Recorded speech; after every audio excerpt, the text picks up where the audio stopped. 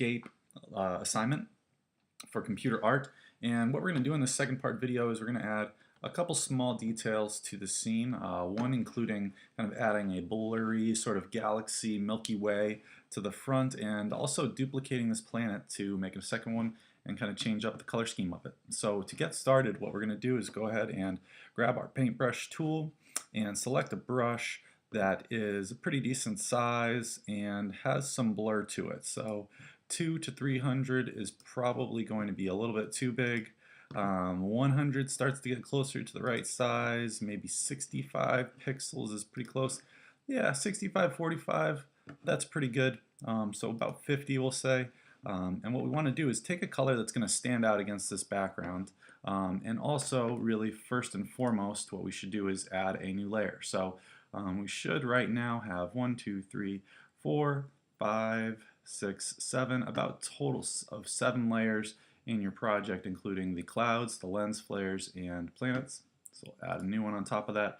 And we can call this one, we'll call this Galaxy. And just because it's sometimes nice to have names for our layers so we can remember what is going on them. And with our brush tool selected, we're going to, like I said, take a color that does not really exist too much in our scene. One I don't see too much of is kind of this bright bluish color.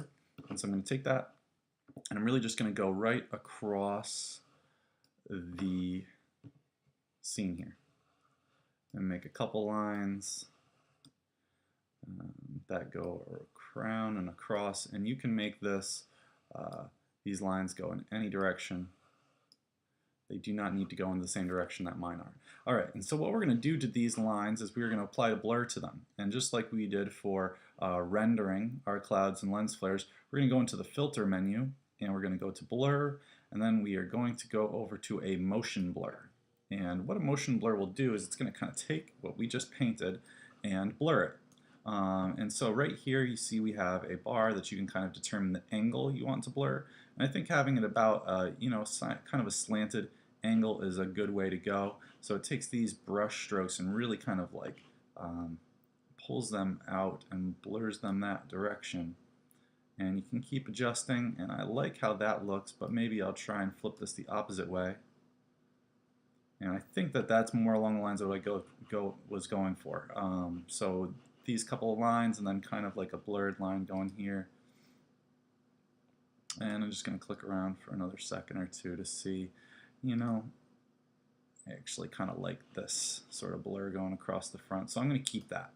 All right, and we're going to do at least 2 layers of this. And you can choose to do more. That is definitely a-okay. For my next color, I might choose kind of like a yellowish orange color, because that is also something that does not appear in my Scape very much. So for this one, I'm going to make my brush size a little bit smaller. It'll go with like 25, and that should work. And again, just kind of making some swooping lines that are going to go across my scene, and then add a blur filter. So I'll go to blur again, go down to our filter blur, and then add another motion blur. And there's a few different other kinds of blurs that we will get to use. And also what I forgot to mention too is we have this slider bar here for the strength of the blur.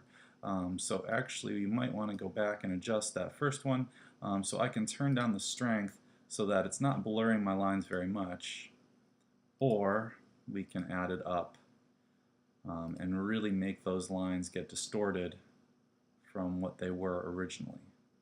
So this is starting to look pretty good. I like how there's kind of some crisp lines left and then some others are blurred, but might go a little bit further with this. Yeah, that looks pretty good. So I'll say okay with that.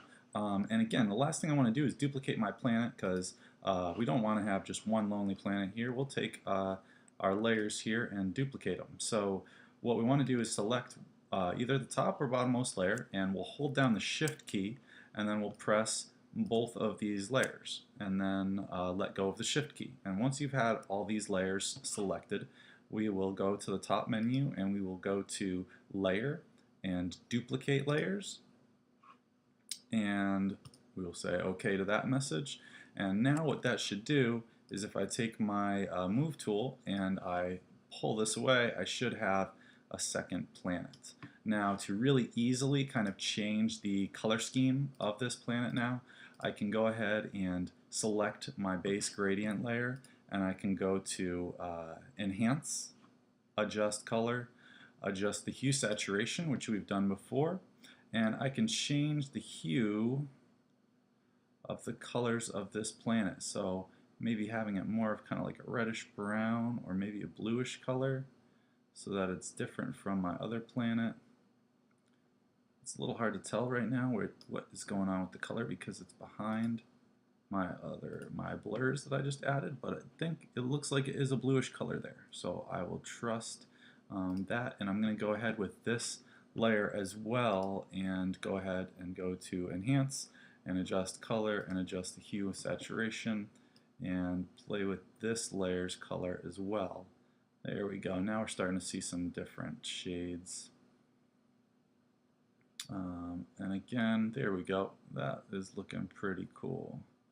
I think I will take that as my combination. What I can do again is select all three of these layers, and then I can take this planet and move it around a little bit.